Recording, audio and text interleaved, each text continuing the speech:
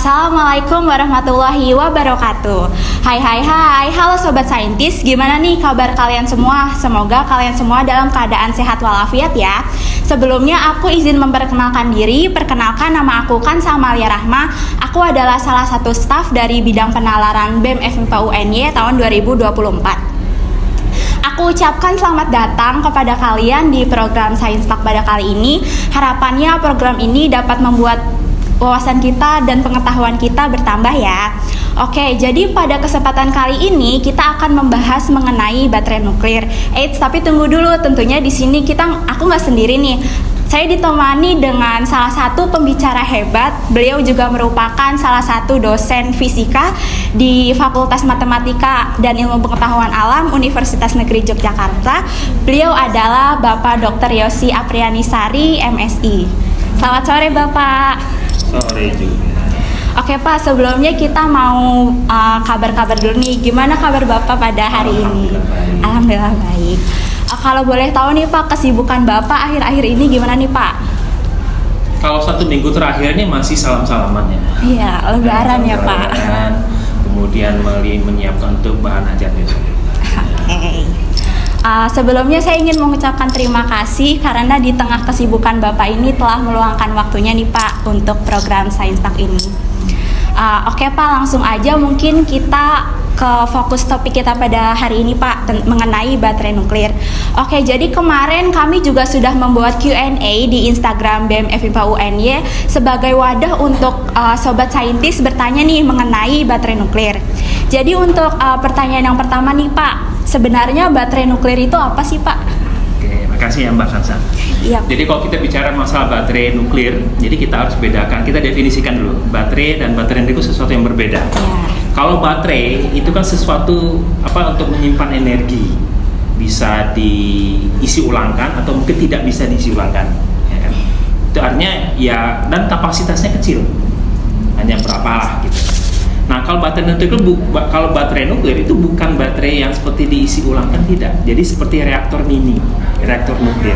Nah, jadi apa bedanya yang selain itu? Bedanya lain berkaitan dengan energi yang dihasilkan. Jadi baterai nuklir itu hanya berupa perangkat, ya perangkat seperti misalnya reaktor yang menghasilkan energi berupa energi listrik. Nah, bagaimana cara mendapatkannya itu berkaitan dengan proses fisika reaksi nuklir, reaksi inti. Itu Mbak. Gitu. Nah baik Pak, katanya kan baterai nuklir ini bisa bertahan hingga 50 tahun tanpa dicas nih Pak. Ya. Nah katanya itu kita ambil contoh itu PLTN. Kan PLTN itu memerlukan uap untuk menggerakkan turbinnya. Nah pasti di situ ada peran dari baterai nuklir ini kan Pak. Ya. Nah bagaimana sih Pak cara kerjanya? Jadi kalau baterai nuklir sendiri sama seperti reaktor. Jadi hanya membutuhkan beberapa miligram. Kalau misalnya radioisotop, ya radioisotop adalah suatu unsur radioaktif yang sangat inti yang tidak aktif. Ya. Nah, kalau reaktor itu kan terjadi proses peluruhan, jadi inti yang tidak stabil menjadi inti yang stabil. Nah, proses peluruhan itu kan ada partikel memancarkan partikel alfa, beta, gamma dan sebagainya. Dan energi yang dihasilkan sangat besar sekali, ya kan? Karena bentuk sendiri reaktor gede. Nah, kalau baterai itu kira-kira modelnya sama, cuman ukurannya kecil. Jadi berkaitan dengan proses nuklir juga. Nah, tapi bahan radioaktifnya beda. Kalau reaktor itu biasanya gunakan polonium atau uranium, tapi baterai aktif biasanya menggunakan unsur nikel. Unsur radioaktif nikel 63. Jadi radioisotop nikel 63. Nah, artinya dia unsur radioaktifnya adalah nikel. Kemudian prosesnya kira-kira mirip lah dengan yang di reaktor itu. Cuman yang membedakan sekali lagi tahun mungkin belum lama ya, Januari 2023 itu dihebohkan dengan Betafog ya, ditemukan di Cina itu tentang baterai nuklir itu. Sebenarnya baterai nuklir sendiri sudah lama ditemukan sekitar tahun 1913 oleh Henry Moseley. Cuman itu tadi belum bisa digunakan, hanya baru ada dugaan arus listrik dalam radiasi nuklir. Nah, kemudian baru tahun 1950-60 baru dikembangkan. Cuman masih skala besar karena diperuntukkan untuk pesawat ulang-alik karena membutuhkan energi yang sangat besar sekali selama berada di luar angkasa. Nah, baru sekitar mungkin belum lama ini tahun 2020-an, 2020-an baru dikembangkan baterai nuklir. Nah, yang hebohnya itu kan tahun sekitar bulan Januari kemarin oleh Cina yang bertahan katanya sampai 50 tahun gitu. Nah, sebenarnya 50 tahun itu kok bisa ya? Nah, prosesnya itu sama dengan reaksi nuklir. Ya. Jadi kalau kita masuk, namanya proses berantai. Ya. Jadi energi yang dihasilkan itu seperti beruntun, namanya proses berantai dan tumbukannya berantai. Jadi energi yang dihasilkan selalu menunjukkan energi yang sangat besar sekali. Nah, di beta fold namanya sih? Ditemukan di Cina itu beta fold ya namanya itu. Itu kira-kira sama juga. Jadi terjadi reaksi nuklir juga di dalamnya. Terjadi reaksi nuklir dan energi yang dihasilkan sangat besar dan sangat lama prosesnya itu, sehingga bisa bertahan sampai 50 tahun. Ini beda dengan baterai kita yang kita kenal ya, namanya nikel atau lithium yang baterainya hanya bertahan 2 tahun ya kan, itu harus diganti. Nah, itu kira-kira seperti itu Mbak, jadi perbedaannya itu. Baik Pak. Selanjutnya kita akan berbicara mengenai dampak nih Pak. Nah, kira-kira dampak dari baterai nuklir ini apa sih Pak? Tadi juga sudah disinggung sedikit masalah radiasi. Kayak apakah baterai nuklir ini dapat menghasilkan radiasi yang dapat menyebabkan masalah jangka panjang pada kesehatan gitu Pak?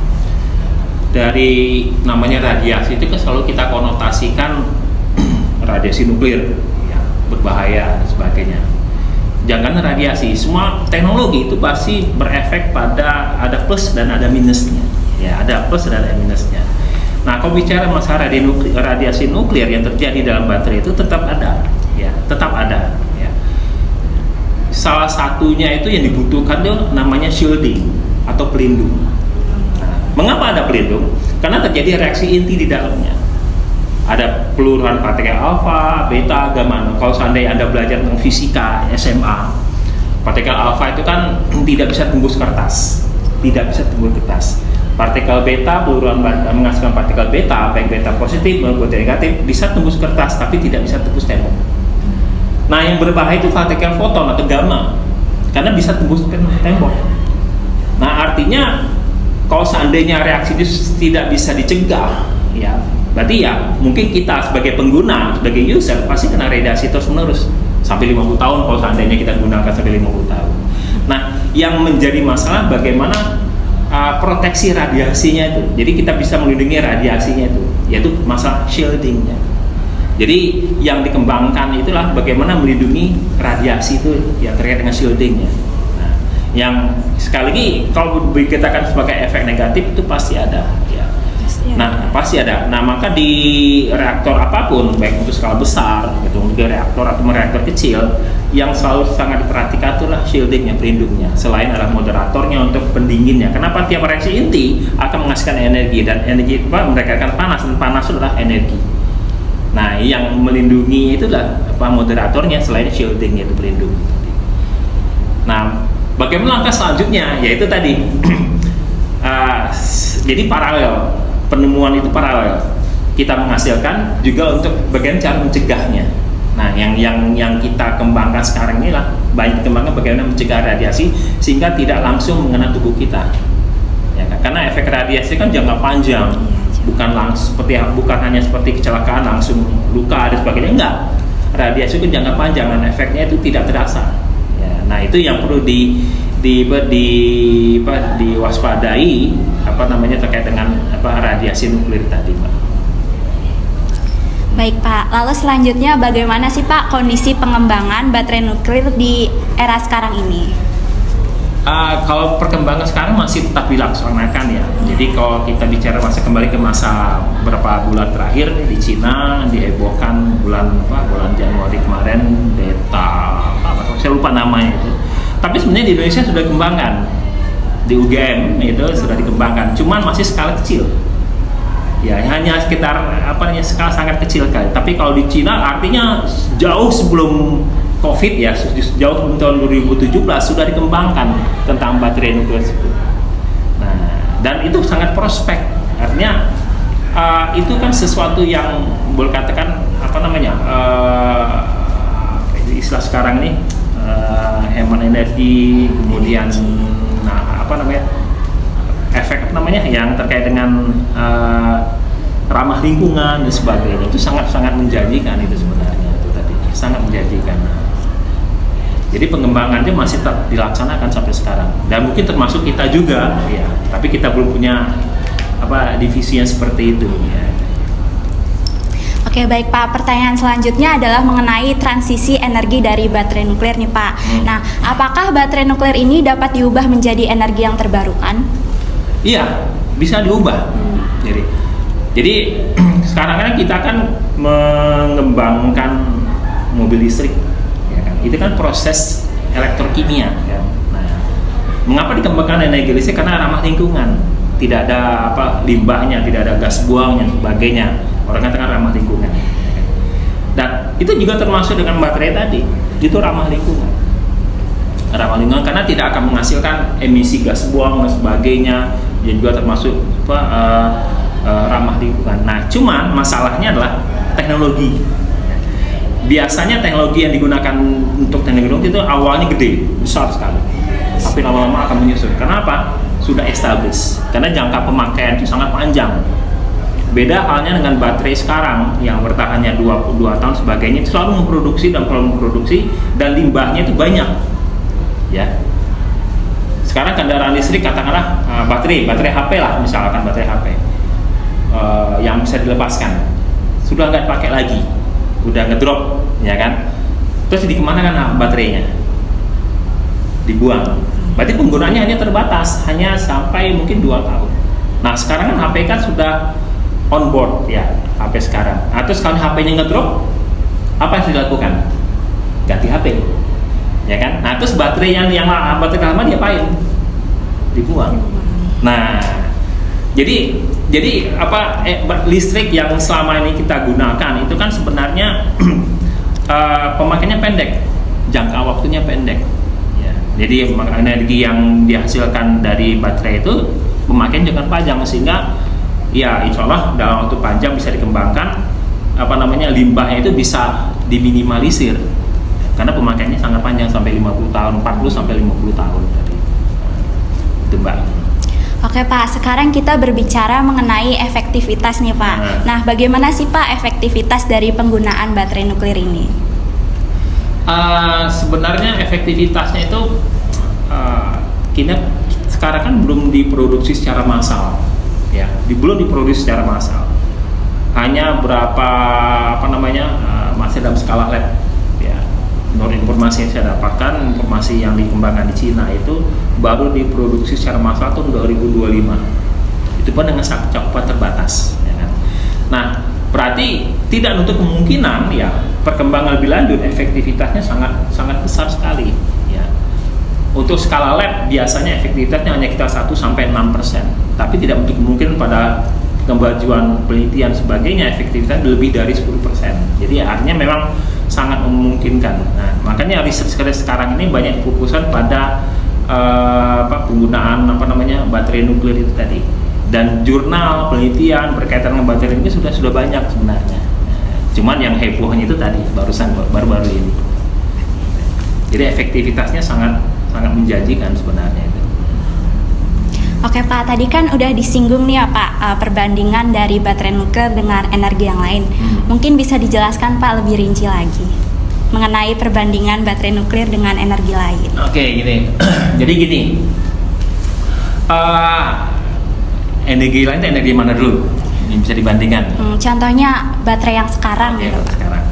Nah, baterai sekarang itu pada umumnya kan terbuat dari litium, ya kan? Litium, Li.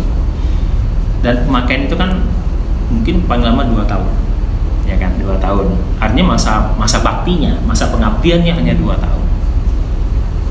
Bisa diperbanyak, bisa. Cuman kapasitasnya semakin lama semakin kecil, ya kan. Jadi hanya bertahan hanya berapa jam udah ngedrop lagi, ya kan. Nah, artinya karena terkait dengan elektrokimia, proses elektrokimia dalam baterai litium, maka penggunaannya energi yang tersimpan itu sangat terbatas. Jadi seiring dengan perjalanan waktu, maka kapasitas baterai itu akan semakin kecil. Nah, jadi efektivitasnya hanya mungkin sekitar 2 tahun. Penggunaannya hanya 2 tahun. Nah, kalau baterai nuklir bisa diklaim bisa sampai 40 sampai 50 tahun. Kenapa? Itu terkait dengan reaksi inti, dan reaksi itu selalu berjalan, selalu berkembang, selalu bergerak, ya kan? Tidak pernah terhenti, tidak pernah berhenti. Jadi proses nuklir kan seperti proses tumbukan. Tumbuk satu akan menghasilkan tumbukan. Jadi akan menghasilkan energi, ya kan? Dan energi itu bertahan, energi yang dihasilkan itu bertahan sampai 40 sampai 50 tahun. Nah, berarti kan efisiensinya sangat bagus sekali, sangat baik sekali, ya kan? Nah, kalau dibandingkan dengan energi yang lain, misalkan sumber energi yang lain, sumber energi fosil, nah itu jelas kan energi fosil kan sangat terbatas sekali kan. Nah, jadi kalau bicara masalah efisiensi atau berkaitan dengan prospek atau berkaitan dengan pengembangan lebih lanjut, ya sangat memungkinkan perkembangan energi nuklir itu bukannya pada dunia medis, bukannya pada dunia persenjataan dan sebagainya, ya, tapi juga masuk ke bidang keseharian. Jadi tidak untuk kemungkinan pada suatu nanti, ya, teknologi HP, ya, teknologi kendaraan itu menggunakan teknologi nuklir. Tidak kemungkinan semuanya kendaraan itu menggunakan baterai nuklir, ya. Jadi itu sesuatu yang sangat prospek, ya kan, itu, Mbak. Oke Pak, ternyata pertanyaan tadi merupakan pertanyaan terakhir nih Pak. Oke, jadi mungkin untuk Bapak Yosi bisa memberikan kesimpulan nih Pak terkait pembicaraan kita pada hari ini. Oke, terima kasih Mbak.